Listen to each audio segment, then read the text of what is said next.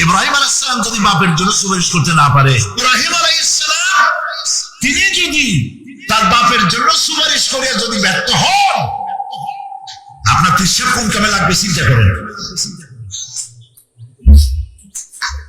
নবী করিম সাল্লাল্লাহু আলাইহি ওয়াসাল্লামকে প্রশ্ন করা হয়েছে, হে রাসূল, আপনার আব্বা আম্মার অবস্থা কি হবে? কথা কি শোনেন নাকি? আপনার আব্বা আম্মার অবস্থা কি হবে? নবী করিম সাল্লাল্লাহু আলাইহি ওয়াসাল্লাম বলেছেন, আমি আমার আব্বা আম্মার কোন উপকারে আসব না। ইন্না লিল্লাহি ওয়া ইন্না ইলাইহি রাজিউন। তাহলে কোন সাহসে মনে করতেছেন কোন পীর কোন একটা বিদেশ থেকে দেশের থেকে একটা নাসিল হলো আর ওইটার পিছনে পিছনে দৌড়াবেন, সে আপনারা নাজাত দেবে, তাহলে পায়ে চুমা খাবেন? এই পায়ে হাত দিয়ে কত খুশি করা বন্ধ। টাকা ইনকাম করার জন্য মানুষকে ভুল পথে পরিচালিত করছে অনেক পীর আছে না?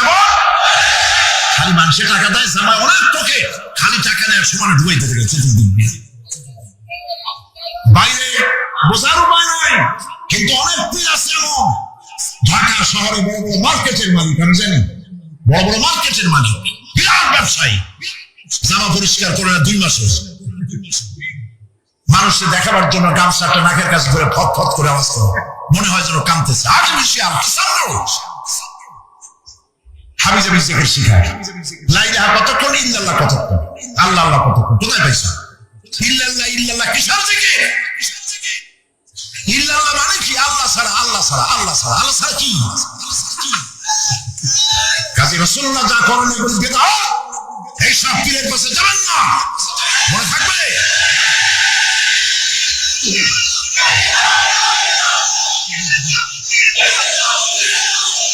প্রিয় ভাই সব, কিয়ামতের দিন আপনার আমল, একমাত্র আমল আপনাকে বাঁচাইতে পারবে। এই কোরআন শরীফে আল্লাহ পাক বলেছেন, ইয়া আইয়ুহাল্লাযীনা আমানু আবতাগু ইলাইহিল ওয়াসিলা, হে বিশ্বাসীরা ওসিলা করো।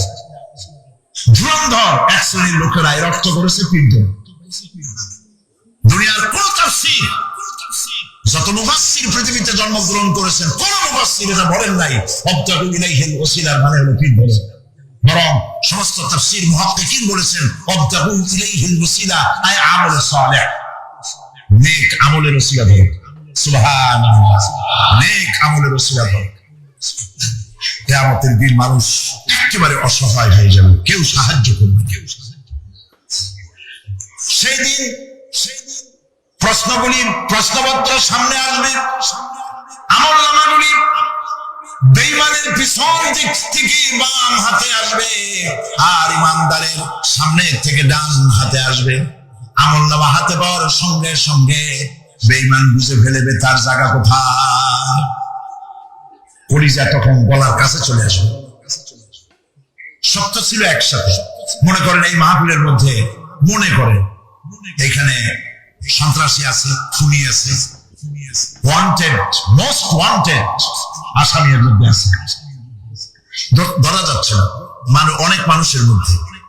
হঠাৎ করে অর্ডার হলো যে ভিতরে এসবিআইবি ঢুকিয়ে দেওয়া হয়েছে, গোয়েন্দা বিভাগের লোক ঢুকিয়ে দেওয়া আছে, সন্ত্রাসী মোস্ট ওয়ান্টেড যারা আছে বেরিয়ে পড়ো, এক বসে চলে আসো। তখন অবস্থাটা কি হবে? তাহলে মজা লাগবে? তার রক্ত মাথায় উঠে যাবে, চোখ দিয়ে রক্ত পড়া শুরু করবে। সমস্ত মানুষ একসাথে ছিল হাসরের ময়দানে। হঠাৎ করে অর্ডার হয়ে যাবে, আনতাজুল ইয়াউমা আইয়ুহাল মুজরিমুন, হে অপরাধীর দলেরা আলাদা হয়ে যাও। সবাই বলবে আদম আলাইহিস সালাম আমাদের জন্য একটু আল্লাহকে সুপারিশ করুন যেন তিনি আমাদের বিচারটা তাড়াতাড়ি করে দেন। তিনি বলবেন আমার পক্ষে সম্ভব না, আল্লাহর সামনে দাঁড়িয়ে কথা বলার আমার কোনো সাহস নেই, আমি পারবো না। নূহ আলাইহিস সালামের কাছে নূহ আলাইহিস সালাম বলবেন আমি পারবো না। মুসা আলাইহিস সালামের কাছে তিনি বলবেন আমি পারবো না। ইব্রাহিম আলাইহিস সালামের কাছে, একজন আরেকজনের কাছে পাঠান। সর্বশেষ ঈসা আলাইহিস সালামের কাছে লোকেরা আসবে হাসরবাসী। ঈসা আলাইহিস সালাম বলবেন আমি তো পারবোই না, কারণ পৃথিবীর শত শত কোটি নাসারারা আমাকে আল্লাহর ছেলে বলেছে, অথচ আমি তাদের তা বলতে বলিনি। আমি নিজের ব্যাপারেই আজকে শঙ্কিত, আমারে তারা আল্লাহর ছেলে বলছে। আল্লাহ আজকে আমার সাথে কি ব্যবহার করবেন আমি তো জানি না, আমি নিজের বিপদে আছি। তবে আমি তোমাদের ব্যাপারে একটা পরামর্শ দিতে পারবো। একজন ব্যক্তি আছে যার কাছে গেলে তিনি কথা বলতে পারবেন, তিনি বিশ্বনবী রাহমাতুল্লিল আলামিন জনাব মুহাম্মদ রাসূলুল্লাহ সাল্লাল্লাহু আলাইহি ওয়াসাল্লাম তার কাছে চলে যাবেন। হাসরবাসীরা তার কাছে চলে যাবে। নবীজি সকলের কথা শুনে সিজদায় পড়ে কাঁদতে থাকবেন। তিনি বলবেন, হাসরবাসীদের কাজ সুস্থ করবেন, এই কাজ আমার কাজ, আমি বলবো আল্লাহ পাককে। তিনি সিজদায় পড়ে কাঁদবেন। রব্বুল আলামিন প্রশ্ন করবেন, হে আমার রাসূল, আপনার তো আজকে কান্দার দিন না, আপনি কাঁদেন কেন? আমি আপনাকে মাকামে মাহমুদ দিয়েছি, কাউসারের মালিক বানাইছি। আপনি জান্নাতে প্রবেশ করার আগে কেউ ভেস্টে যাইতে পারবে না, এই সম্মান দিয়েছি, কাঁদেন কেন? নবীজি বলেন, রব্বুল আলামিন যা তুমি আমার জন্য বরাদ্দ রেখেছো সব আমি পেয়েছি বা পাবো, আমি কান্দি আমার উম্মতের কি হবে? আল্লাহ রাব্বুল আলামিন তাকে পারমিশন দিবেন, আপনার নেককার জান্নাতি উম্মতগুলি আপনি বেছে নিন। নবী করিম সাল্লাল্লাহু আলাইহি ওয়াসাল্লাম পারমিশন পাবেন। আল্লাহর পারমিশন বেঁচে রেখে আল্লাহর দরবারে কথা উচ্চারণ করার ক্ষমতা কারো হবে না। সুবহানাল্লাহ। এই কথা ভাববার কোনো কারণ নাই। অমুক পীর সাহেবের অনেক মুরিদ আছে, সব মুরিদ চুল দিয়া নারায়ে তকবীর জিন্দাবাদ, পীর সাহেব জিন্দাবাদ, এই সমস্ত বাদ বুদ কামে লাগছে না। ওয়া কুল্লুহুম ইয়াতিহি ইয়াউমাল কিয়ামাতি ফারদা। কিয়ামতের দিন প্রত্যেককে একজন একজন করে আসতে হবে আল্লাহর দরবারে। আল্লাহ বলেছেন একজন একজন একজন, মিছিল করার উপায় নেই। আল্লাহ রাব্বুল আলামিনের দরবারে হাজির হয়ে যাবে সেই কঠিন হাসরের ময়দানে বাঁচার জন্য। নবীজি দোয়া শিখায় দিয়েছেন, দোয়া করো, আল্লাহুম্মা হাসিবনি হিসাবান ইয়াসীরা। পড়েন আমার সাথে, আল্লাহুম্মা হাসিবনি হিসাবান ইয়াসীরা, আল্লাহুম্মা হাসিবনি হিসাবান ইয়াসীরা। আল্লাহ তুমি আমার সহজ হিসাব নাও। নবী করিম সাল্লাল্লাহু আলাইহি ওয়াসাল্লাম নিজেই দোয়া করেছেন। চিন্তা করেন, আল্লাহ পাক নিজে, আল্লাহ তাআলা তিনি নিজে প্রশ্ন করবেন এবং পাপগুলি দেখাই দেবেন, এই সব পাপ করছো। মানুষ আল্লাহর বান্দা ভয় চোটে কলজা গলা দিয়ে বেরিয়ে যেতে থাকবে, বেরিয়ে যেতে চাইবে, তার বাষ্পরুদ্ধ হয়ে আসবে, বলতে থাকবে, আল্লাহ আমি করে ফেলেছি, আমি মাপ চাই, তোমার কাছে ক্ষমা ভিক্ষা চাই। আল্লাহ রাব্বুল আলামিন বান্দার কাকুতি মিনতির দিকে লক্ষ্য করে বলবেন, বান্দারে আমি তোকে ক্ষমা করে দিলাম। এটাই হলো হিসাবান ইয়াসীর, সহজ হিসাব। এই সহজ হিসাব কার কিসমতে আছে, কার কিসমতে নাই আমরা কেউ জানি না। পরীক্ষা নেওয়ার জন্য, কি জন্য? পরীক্ষা নেওয়ার জন্য। পরীক্ষায় যার যে বয়স এখন আছে, এখানে আমার যা বয়স, আপনার যা বয়স, এই বয়সে যা যা করছি এখন হিসাব করেন। ছোটবেলায় কই মাছের কাঁচা গলার মধ্যে ঢুকছিল, তখন ক্লাস 2-তে পড়ি, এরকমের একটা ঘটনা মনে আছে কিনা? মনে নাই? অন্যের বাড়ি আম পাড়তে গিয়া বাড়িওয়ালার সামনে পড়ছিলেন, দুটো থাপ্পড় দিয়েছিল, এসব কথা মনে আছে না? আছে কিনা? এই ছোট্ট ছোট্ট কথাগুলি, কোন পুকুর পরে আসার খাইছিলাম, কেটা মারছিল, সেই ছোট্টবেলা থেকে এই পর্যন্ত এই ছোট্ট কথাগুলি যদি মনে থাকে, তাহলে বড় বড় পাপ কি কি করছেন তা মনে নাই। তাহলে নিজের হিসাব নিজে কর। কিয়ামতে আল্লাহ পাক আমলনামা হাতে দিবেন, বলবেন পড়ো, ইকরা কিতাবাক, পড়ো তোমার আমলনামা। তুমি তোমার হিসাবের জন্য আজকে তুমি নিজেই যথেষ্ট। পড়ে দেখো কি করছো। ইন্না লিল্লাহি ওয়া ইন্না ইলাইহি রাজিউন। লক্ষ্য করুন, খাবারের জন্য একটি মাত্র পাইপ আল্লাহ লাগাইছিলেন, পৃথিবীতে সন্তান আসার সঙ্গে সঙ্গে পাইপটা কেটে দেওয়া হলো। এবার কি খাবে? আল্লাহ রাব্বুল আলামিন মায়ের বুক থেকে সন্তানের জন্য এবার সিগন্যাল তার জন্য সিঙ্গেল কোন লাইন যেটা ছিল কেটে দিয়া মায়ের বুক থেকে সন্তানের জন্য ডাবল লাইন আল্লাহ চালু করে দিলেন। এমন দুধ বানায় দিলেন যা শুধু খাবার নয়, শুধু ফুড ভ্যালু নয়, এই দুধের ভিতরে ক্যালসিয়াম, এর মধ্যে ভিটামিন, এর মধ্যে আয়রন, এর মধ্যে মেডিসিন। দুনিয়ার এই সন্তান ছিল সুরক্ষিত জায়গার ভিতরে ছিল, কোন পলিউশন সেখানে যেতে পারতো না, রোগের জার্ম সেখানে যেতে পারতো না। দুনিয়ায় এলো দূষিত আবহাওয়ার ভিতরে। এই সন্তানকে এখনই অ্যান্টিবায়োটিক খাওয়ালে পরে অসুবিধা হবে। আল্লাহ রাব্বুল আলামিন মায়ের দুধের ভিতরে ঔষধ দিয়া রোগের প্রতিষেধক বানায়া দিলেন। এ হলো আমার আল্লাহ। এ আমার কে? আল্লাহ। জোরে বলেন আল্লাহ। আল্লাহ আল্লাহ রাব্বুল আলামিন মায়ের দুধ দিয়ে সন্তানকে বড় করলেন আর শোনায় দিলেন, খবরদার এই মায়ের সাথে, এই বাপের সাথে নাফরমানি করবি না। মা বাপের জন্য আমার কাছে দোয়া করবি, রব্বির হামহুমা কামা রব্বায়ানি সগীরা। সবাই পড়েন আমার সাথে, রব্বির হামহুমা কামা রব্বায়ানি সগীরা। আল্লাহ পাক শিখাই দিলেন বান্দারে আমার কাছে দোয়া করায়, আল্লাহ আমার মা বাপ আমাকে ছোটবেলায় যেভাবে স্নেহ করে লালন পালন করেছে, এইভাবে আমার মা বাপকে তোমার রহমতের করে লালন পালন করো। মনে থাকবে ভাইরা? বলে মনে থাকবে? প্রত্যেক নামাজের পরে মা বাবার জন্য দোয়া করবেন, বেঁচে থাকুক আর মরে যাক, দোয়া করবেনই। মনে থাকবে? রব্বির হামহুমা কামা রব্বায়ানি সগীরা। আবার পড়েন, রব্বির হামহুমা কামা রব্বায়ানি সগীরা। আল্লাহ পাক মায়ের মর্যাদা এত বাড়াইছেন।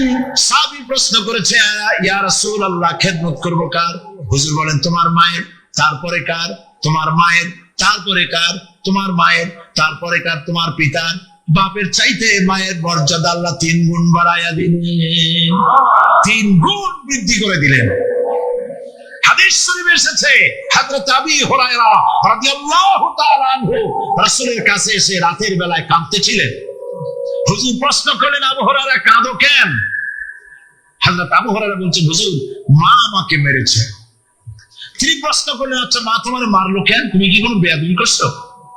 তিনি বললেন না। তবে মারলো কেন? হযরত আবু হুরায়রা বলেন, ইয়া রাসূলুল্লাহ আপনার খেদমত থেকে বাড়ি ফিরতে আমার দেরি হয়ে গিয়েছিল। গভীর রাত্রে যখন বাড়ি গেছি, মা আমাকে প্রশ্ন করলেন, বাবা দেরি হলো কেন, কোথায় ছিলি?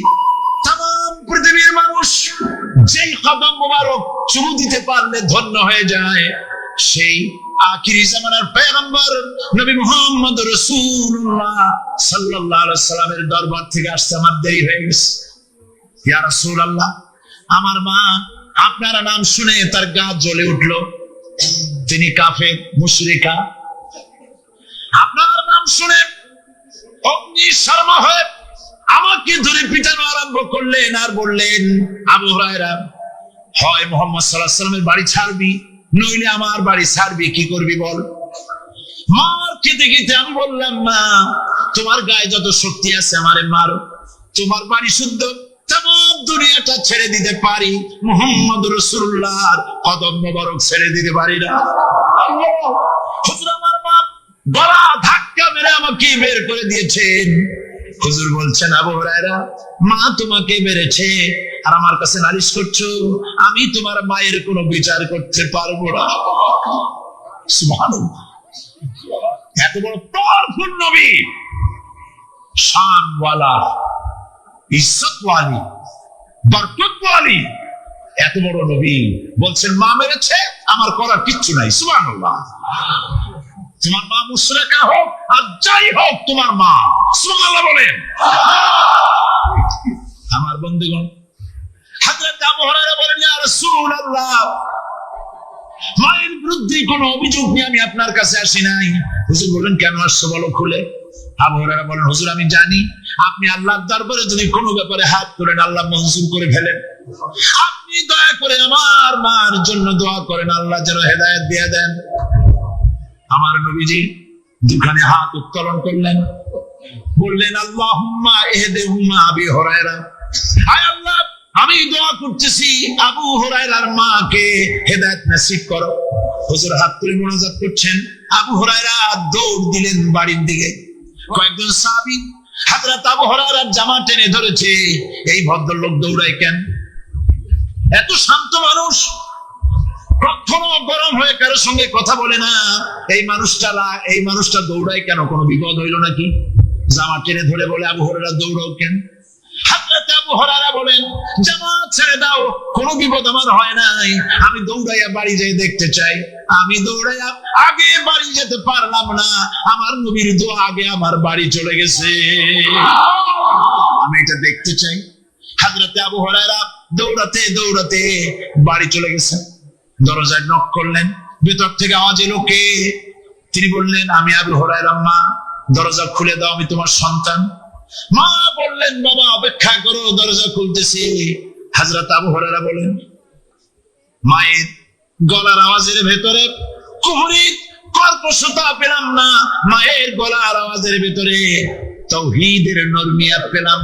আমার কাছে মনে হলো আমি আবু হুরায়রা বাড়ি আসার আগে নবীজির দোয়া আল্লাহর আরশে পৌঁছে গেছে। আবু হুরায়রা বলছেন, মা আমার কিছুক্ষণ পরে ঘরের থেকে বেরিয়ে এসেছেন, আমি দেখলাম মায়ের শরীর ভিজা, মাথার চুল দিয়া পানি টপকাচ্ছে। মা আমার বললেন, বাবারে তোমাকে মারার পর আমি নিদারুণ অনুশোচনায় পড়েছিলাম, মনে মনে ভাবলাম, আহারে আমার সন্তানকে আমি কেন মারলাম? সে তো কোনো খারাপ কাজ করে নাই, কোনো খারাপ জায়গায় যায় নাই, এত ভালো মানুষ, যার সম্পর্কে লোকেরা খামোকেই মিথ্যা কথা বলে।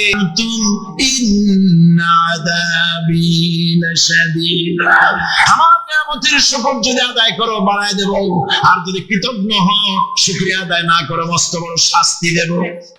ফসল দেই আমি, আর শুকরিয়া আদায় করো তোমার বাজানে, ঠিক কিনা? শুকরিয়া আদায় করে কা? বাজানে। একটা লোকের, একটি মানুষের যেই প্রশংসা এই সরকার করলো, বিগত 4.5 বছর ধরে একটা মানুষের যত জিকির করলো, প্রশংসা করলো, ছবিটা নাইলো। যদি এতটা জিকির, এতটা স্মরণ আল্লাহ রাব্বুল আলামিনের করতো, ওদের জন্য আল্লাহর জান্নাতের দরজা খোলা হয়ে যেত। প্রশংসা করবে কার? সিগলা বলুন, আল্লাহ পাকের প্রশংসা করবে। খেতে দেওয়ার মালিক তিনি। আল্লাহ পাক বলছেন, আল্লাহকে, তার পরিচয় আল্লাহ তুলে ধরেছেন, ওয়ামা মিন দাব্বাতিন ফিল আরদি ইল্লা আলাল্লাহি রিজকুহা। এই পৃথিবীর ভিতরে এমন কোন বিচরণশীল জীব নাই যার রিস্কের দায়িত্ব আমি আল্লাহ গ্রহণ করি নাই। সুবহানাল্লাহ বলবেন না? রিস্কের দায়িত্ব কার হাতে? আচ্ছা দেখুন তো, পৃথিবীর সমস্ত সরকারের কাছে বিভিন্ন মন্ত্রণালয় আছে না? খাদ্য মন্ত্রণালয় বলে কোন মন্ত্রণালয় আছে কিনা? আছে। খালি কয় খামু আর খামু। খাদ্য মন্ত্রণালয় আছে, থাকার পরেও মানুষ না খাইয়া মরে, ঠিক কিনা? এবার একটু তাকান তো, জ্ঞানের চক্ষু দিয়া তাকান, ফরেস্ট এরিয়া বাঘ আছে কিনা?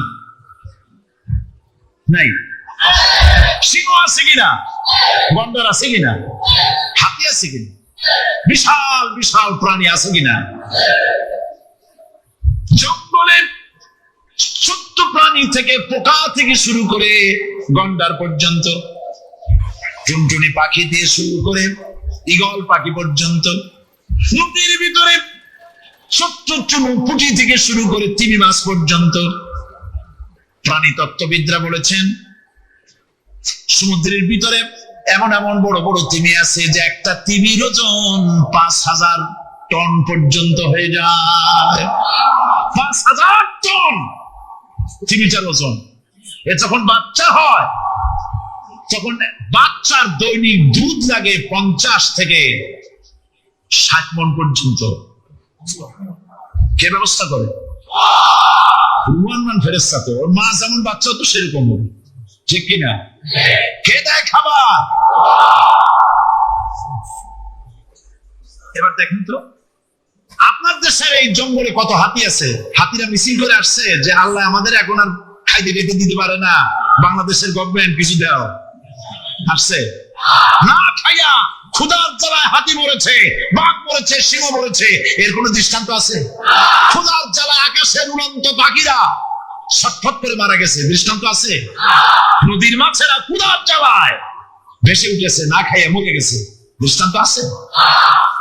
মহান আল্লাহ রাব্বুল আলামিন কোরআন শরীফের ভিতরে বলেছেন অনেক প্রাণী এমন আছে যারা তাদের খাদ্যকে সঞ্চয় করে না, খাদ্যকে জমা করে না, আহরণ করে না।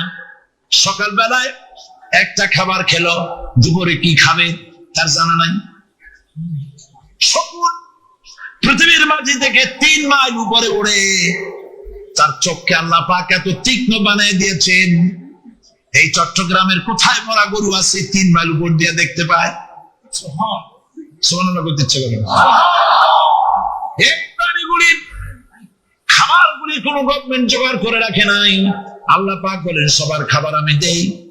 সকাল বেলায় সমস্ত প্রাণীগুলি, মহাশূন্যে পাখি, পানির ভিতরে মৎস্যরাজি, জঙ্গলের ভিতরে হিংস্র প্রাণী, পোকামাকড় থেকে শুরু করে সবগুলো খালি পেটে সব বেরিয়ে যায়, কারো কোনো খাবারের মজুদ নাই।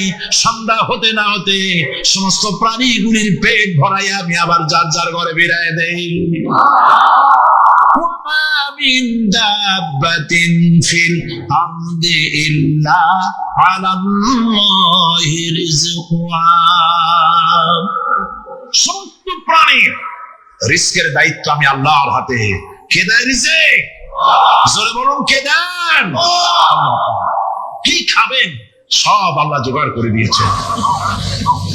তরি তরকারি জোগাড় করেছেন, মাছ জোগাড় করেছেন, চাউল দিয়েছেন, খাবার দিয়েছেন, গোশ দিয়েছেন, সব দিয়ে দিয়েছেন।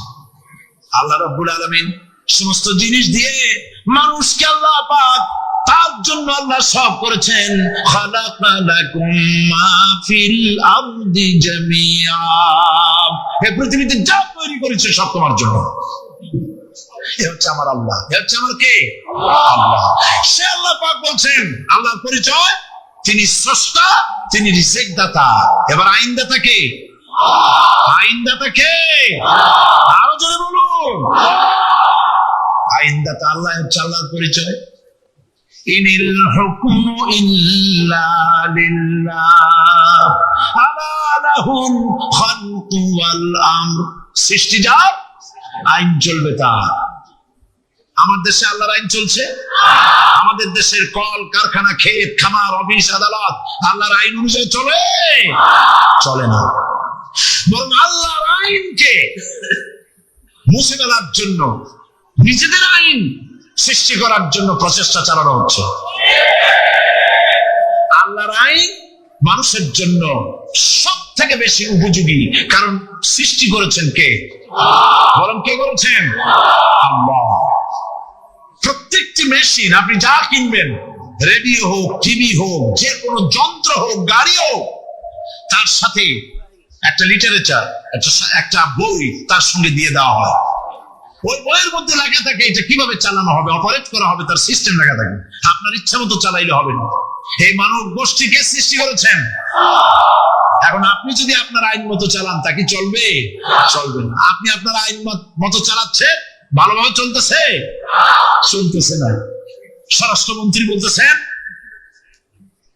সন্ত্রাসীদেরকে মাটির তলা থেকে খুঁজে বের করা হবে, কিন্তু নাকের উপর দিয়ে ব্রিফকেস চুরি হয়ে যায়, উনি তা ধরতে পারেন না। এই হলো আইন। আগের থেকে গুলি চলে আসছে। একজনের খুনের বিচার না হইলে এরকম খুন তো হইতেই থাকবে।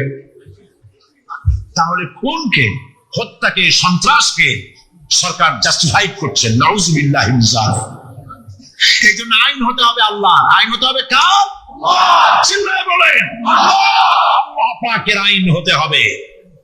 আমি একদিন পার্লামেন্টে বলেছিলাম, আমার দেশের নেতা নেত্রীরা বারবার হজ করতে যান, উমরা করতে যান, সেখান থেকে আসার সময় কি আনেন? আতর, পাথর, সুরমা আর কুরমা, এই কিছু নিয়ে আসলেন। কিন্তু আমি বলেছি, আপনারা কি কিছু চোখে দেখেন না? পার্লামেন্টে এইভাবে বক্তৃতা করেছি, কিছু চোখে দেখেন না? আমি প্রশ্ন করে আমি আবার জবাব দিচ্ছি,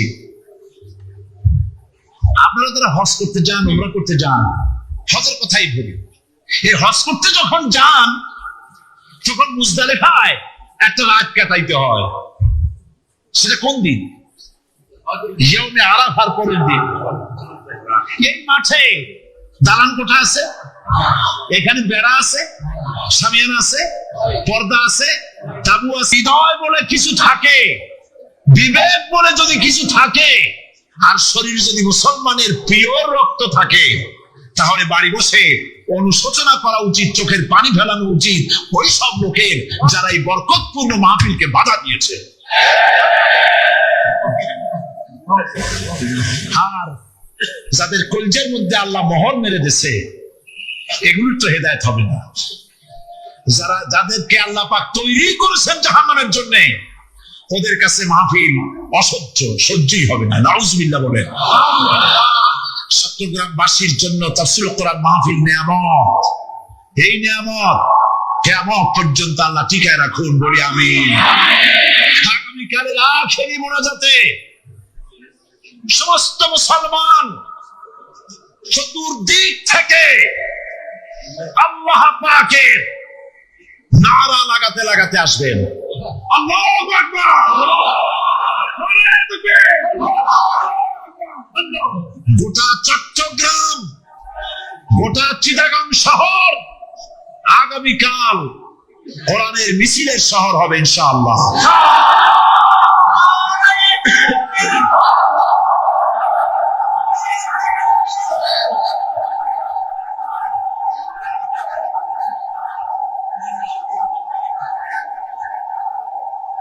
সকল ধন এবং সম্পদের মূল মালিক হচ্ছেন আল্লাহ পাক।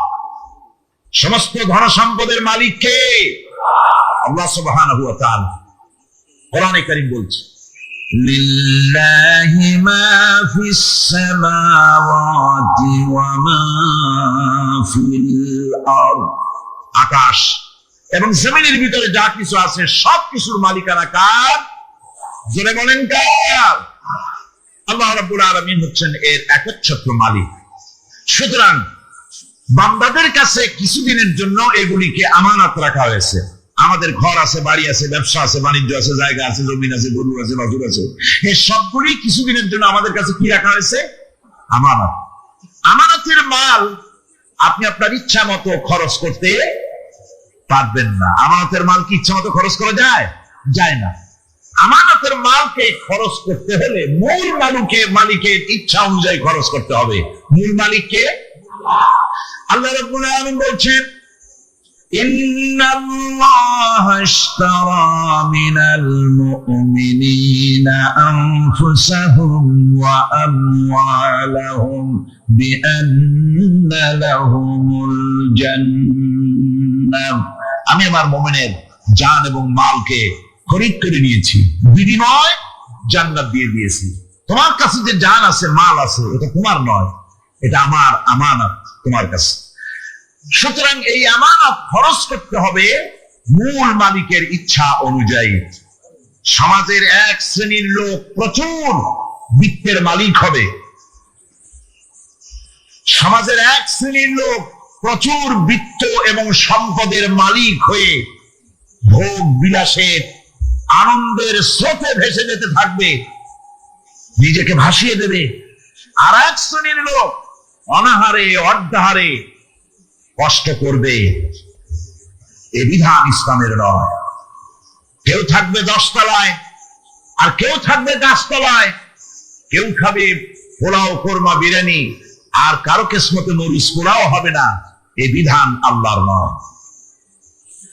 ইসলামের বিধান হচ্ছে এই যে আল্লাহ যে সব সম্পদ মানুষকে দান করেছেন, এই সম্পদের ভিতরে বিত্তহীনদের অধিকার রাখা হয়েছে। বিত্তহীন যারা গরিব, যাদের কিছু নাই, তারা আপনার করুণার পাত্র নয়। কি বলেন, তারা কি ধনীদের করুণার পাত্র? কোরআনে কারীমে আল্লাহ বলেন, ওয়াল্লাযীনা ফী আমওয়ালিহিম হাক্কুন লিস-সাইলি ওয়াল মাহরুম। ধনীদের সম্পদের ভেতরে গরিবদের, বিত্তহীনদের অধিকার রয়েছে। সে অধিকার আদায় করে দাও। দান করা এমনি দিয়ে দেওয়া এক জিনিস, গরিবদেরকে, বিত্তহীনদেরকে ইসলাম করুণার পাত্র বানায় নাই, বলেছে অধিকার। অধিকারটা বড় মজবুত কথা, এ কথার লোড আছে, ওয়েট আছে।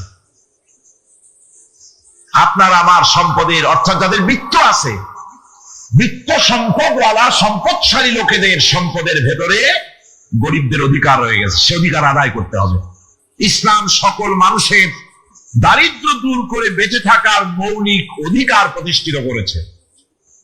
রাসূল করিম সাল্লাল্লাহু আলাইহি ওয়াসাল্লাম ইত্যাদির ব্যবস্থা করতে হবে, চাই সে মুসলমান হোক আর হিন্দু হোক আর খ্রিস্টান হোক। বনি আদম, আদমের সন্তান যে মানব, যে তার এই অধিকার ইসলাম প্রতিষ্ঠিত করেছে।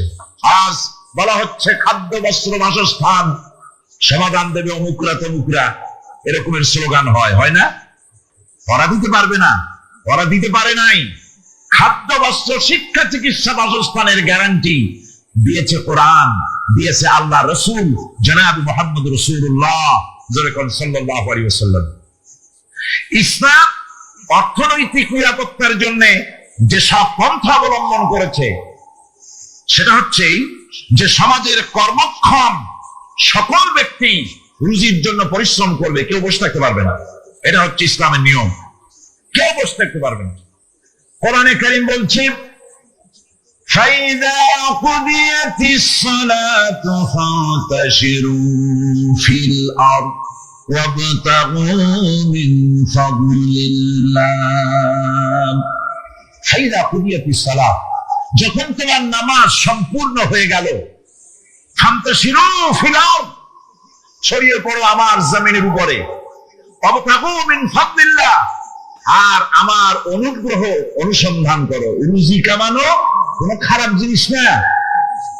কেউ মনে করে সারাদিন বসে বসে আল্লাহর জিকির করব, কেউ দুনিয়াটারে ঝামেলা মনে করে জঙ্গলে চলে যেতে চায়। এটা নিয়ম না। আপনি বসে থাকতে পারবেন না, আপনাকে কাজ করতে হবে। রুজি কামাই করাটাকে কোরআনে কারীমে এতটা সম্মান দিয়েছে, যেটাকে ফদলুল্লাহ বলা হয়েছে। ফদলুল্লাহ, এটা আল্লাহর অনুগ্রহ। সুবহানাল্লাহ বলেন। এটাকে ফদলুল্লাহ বলা হয়েছে, এটা জিনাতুল্লাহ বলা হয়েছে। আপনি যে কাপড় চোপড় ব্যবহার করেন, এই কাপড় চোপড়ের ব্যাপারে আল্লাহ পাক প্রশংসা করেছেন, কাপড় চোপড় সুন্দর করতে বলেছেন। তারপরে রুজি রোজগার হালাল করতে বলা হয়েছে, এবং রুজি কামাবার ব্যাপারে হালাল ভাবে রুজি কামাবার জন্য ইন্সপিরেশন দেওয়া হয়েছে কোরআন এবং হাদিসে। রাসূল করিম সাল্লাল্লাহু আলাইহি ওয়াসাল্লাম বলেছেন, আল কাসিবু হাবিবুল্লাহ, সহস্তে যে উপার্জন করে সে আল্লাহর বন্ধু। যে ব্যক্তি ঠেলা গাড়ি চালায়, কুলি মজুর, রিকশা চালায়, নিন্দা নাই, তাকে নিন্দা করা যাবে না। রিকশাওয়ালা একটা গুরুত্বপূর্ণ দায়িত্ব পালন করছে। কুমার, কামার, তাঁতি, জেলে, ধোপা, নাপিত সবাই কাজ করছে। প্রত্যেক কাজের সম্মান ইসলাম দেয়। সুবহানাল্লাহ। সমস্ত কাজের সম্মান আছে, শুধুমাত্র সম্মান নাই চুরির কাজের, ডাকাতির কাজের, সন্ত্রাসের কাজের, চাঁদাবাজির কাজের, মাস্তানির কাজের।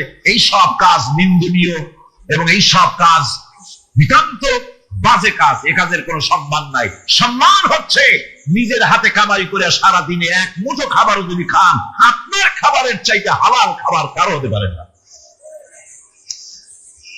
আল্লাহর বন্ধু, সোজা কথা না।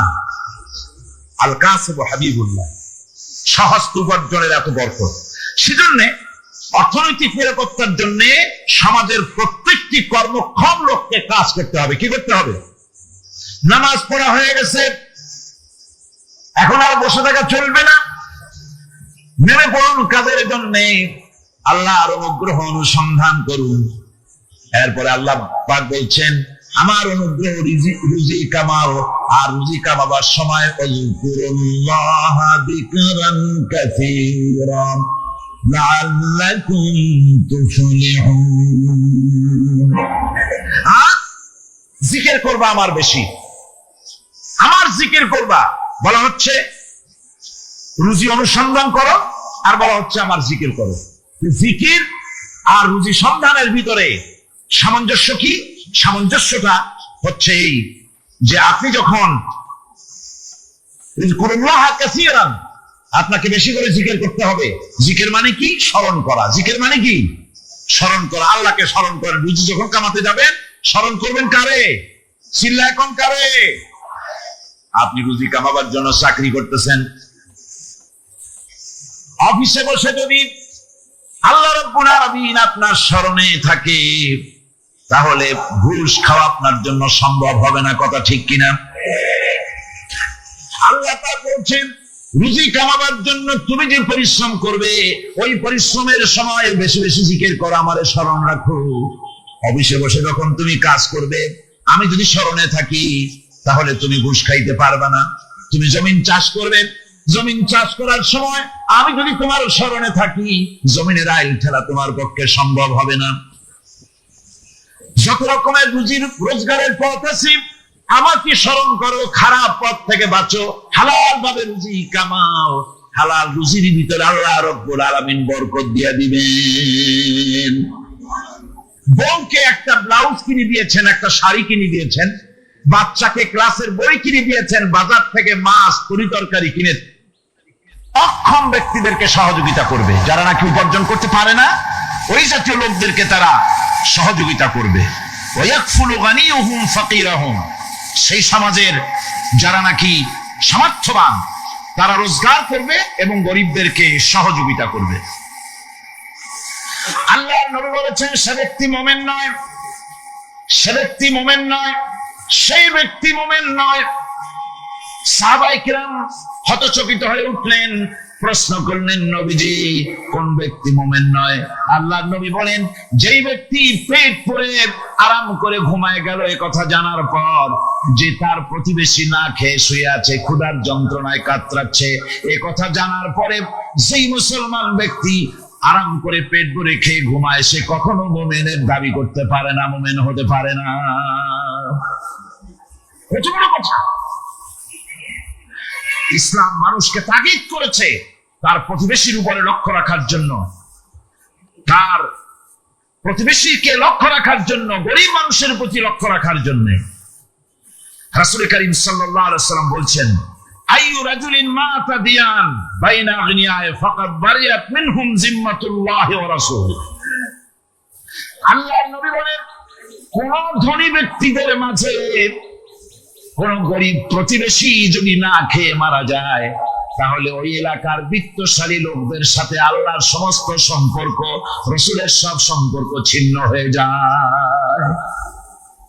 কে বলতে পেরেছে এত বড় কথা? মানুষের অর্থনৈতিক নিরাপত্তার জন্য কত বড় কথা বলেছে ইসলাম, বলেছে বিশ্বনবী জনাবে মুহাম্মদ রাসূলুল্লাহ সাল্লাল্লাহু আলাইহি ওয়াসাল্লাম।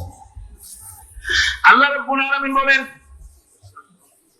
ধনীদের হাতে যেন সম্পদগুলি পুঞ্জীভূত হয়ে না যায়, কাইলা ইয়াকুনা দুলাতাম বাইনাল আগনিয়া। আমাদের দেশে নিয়ম মাফিক যদি যাকাত আদায় করা হতো, এই দেশ যদি ইসলামী গভর্নমেন্ট হতো, আল্লাহ যেন দয়া করে দেন, কন্যা আমিন। আল্লাহ পাক যদি দয়া করে দেশটাকে ইসলামী রাষ্ট্র বানায় দেন, তাহলে যাকাত তো আদায় করে নেওয়া হবে, যাকাত দিতে আপনি বাধ্য, গরিব মানুষ থাকবে না। এখনো বাংলাদেশে নিয়ম মাফিক যদি যাকাত আদায় করা হয়, নিয়ম মাফিক মানে সোনার যাকাত, রূপার যাকাত, নগদ ক্যাশের যাকাত, ফসলের ওষুধ সঠিকভাবে যদি আদায় করা হয়, তো একেবারে কম করে হলেও 1000 কোটি টাকা যাকাতের টাকা কালেকশন হতে পারে। এটা কি কম কথা? 1000 কোটি টাকা, এই টাকা আদায় করা হচ্ছে না। এই টাকা আদায় না করার কারণে যে শূন্যতার সৃষ্টি হচ্ছে, এই ভ্যাকুয়ামকে পূর্ণ করার জন্য এগিয়ে এসেছে 7 সমুদ্র 13 নদীর উপর থেকে এনজিওরা। এনজিওরা এসে আমাদের দেশে, সব এনজিও খারাপ আমি তা বলি না, বহু এনজিও আছে যারা এদেশের উন্নয়নের, আর্থসামাজিক উন্নয়নের জন্য তারা প্রচেষ্টা করছে, রাস্তাঘাট, স্কুল কলেজ, চিকিৎসা ইত্যাদির দিকে কাজ করছে। তাহলে 15 or 17% ইন্টারেস্ট দিতে হবে। আর ওদের কাছ থেকে যে সুদ, যে টাকা নেওয়া হয়, সেই টাকায় গ্রামীণ ব্যাংক থেকে শুরু করে ব্রাক বলেন, কারিতাস বলেন, অক্সফাম বলেন, এডাপ বলেন, যেগুলি আছে এগুলি সুদ নেয় 30 থেকে 34% পর্যন্ত। গোটা জাতিকে গ্রাম পর্যায়ে তারা সুদের নিবিড় চাষ করতেছে, ঘরে ঘরে সুদ পৌঁছে দিয়েছে। মুসলমান নারীদেরকে বেহুলমতি করেছে, ইসলামের ঐতিহ্য ধ্বংস করতেছে, নারীদেরকে বিপর্যয় করতেছে। আমার দেশের ফ্যামিলি স্ট্রাকচারকে এনজিওরা ধ্বংস করে দিচ্ছে।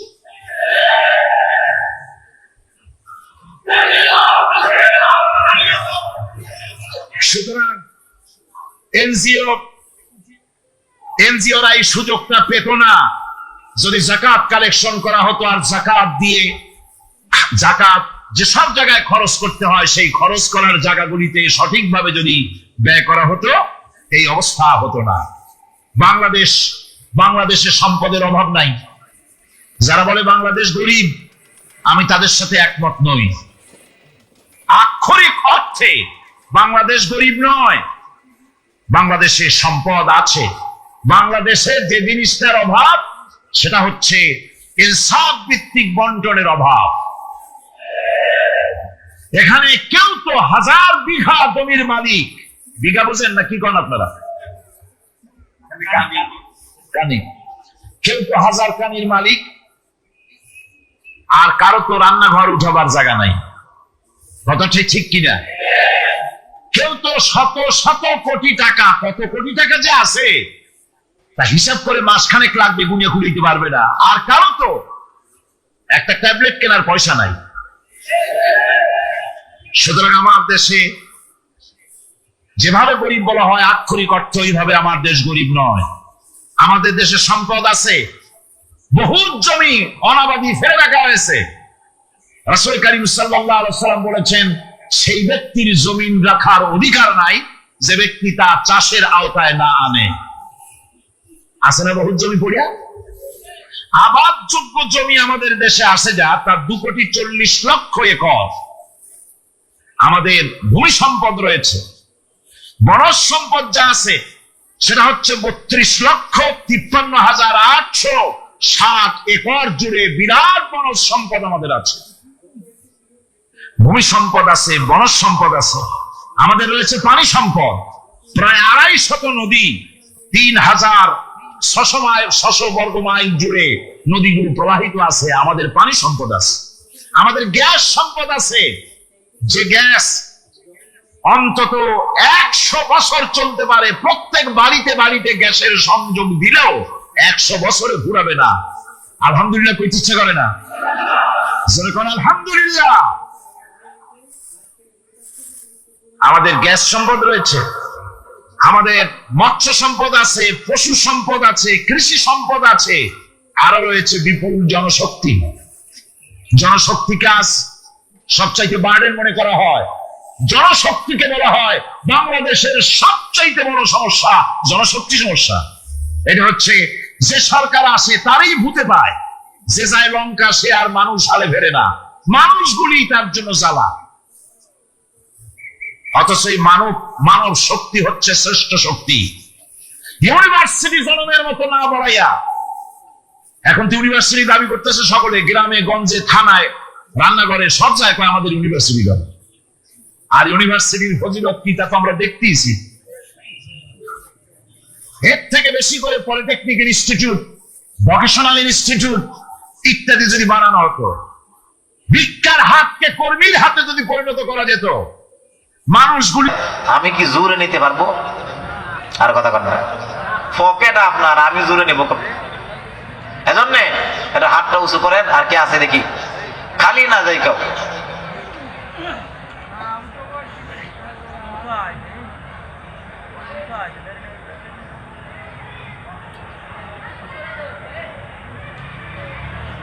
লিল্লাহি তাকবীর। আমাদের আজকের মাহফিলের সভাপতি হযরত মাওলানা মুফতি তাওহীদুর রহমান সাহেব 1000 দিবেন, আল্লাহ কবুল করেন, মঞ্জুর করেন, দানের খবর সোনার মদিনায় পৌঁছায় দেন, আমিন ইয়া রাব্বাল আলামিন। এখানে উযুখানা এবং বাথরুম উভয়টাই হবে, কাজে কাজে আপনারা এই বাথরুমও হবে, এখানে উযুখানাও হবে, ওই সব কিছুই এটা ইবাদত কিনা। কাজে কাজে আর কে আছেন একটু হাতটা উঁচু করি। 500 মহিলা প্যান্ডেল থেকে নাম টক যখন আসেনি, গেছে নি কেউ? হ্যাঁ, একজনই বাস নেই। আপনারা কি করেন, মহিলাতে আপনার থেকে আগাই গেছে কি? ও তুই এই দুনিয়ার মায়ায় পড়ে করছ কত বাহানা, এই যে নয় তোরা আসল বাড়ি, কবর যে তোরা আসল ঠিকানা, এই যে নয় তোর আসল বাড়ি, কবর যে তোর আসল ঠিকানা। ভাই বেরাদার যারাই ছিল একে একে সব হারালো, তুমি আমি কেউ রব না, দিতে হবে রওয়ানা, এই যে নয় তোরা আসল বাড়ি, খবর যে তোরা আসল ঠিকানা। মহসিন না, মহসিন আল্লাহর এক বান্দা, 500 টাকা। ও মহসিনের আম্মা মহিলা মানুষ, 500 টাকা আল্লাহ কবুল করেন, মঞ্জুর করেন, দানের খবর সোনার মদিনায় পৌঁছায় দেন, দানকে উসিলা বানায় নাজাতের ফয়সালা করে দেন, আমিন ইয়া রাব্বাল আলামিন। হ্যাঁ, হাফেজ সাব্বির হোসেন উনি 200 টাকা দিয়েছেন, আল্লাহ কবুল করেন, মঞ্জুর করেন, দানের খবর সোনার মদিনায় পৌঁছায় দেন, দানকে উসিলা বানায় নাজাতের ফয়সালা করেন, আমিন ইয়া রাব্বাল আলামিন। আর কে আছেন ভাই, একটু হাতটা উঁচু করি তাড়াতাড়ি, সময় খুব কম। এই যে বড় ডোনার একজন আইতেছে, দেখি কিতা করে। আল্লাহু আকবার। আসেনি কেউ? এই পিছনে এরা কয় না কেন, আপনারা বলেন না কেন? 500 এক ব্যাগ সিমেন্ট, 2 ব্যাগ সিমেন্ট, বেশি না ভাই। এরপরে এক গাড়ি ইট দেনেওয়ালা এলাকায় নেই? হ্যাঁ, প্রত্যেকে 1 ব্যাগ কমসে কম সিমেন্ট দিলেন, এর নিচে দিলে 1 ব্যাগ সিমেন্ট যদি না দিতে পারেন তাহলে কেমনে হবে? এই কাজটা যদি হয়ে যায়, আপনারা দেখেন এই কচুয়ার মধ্যে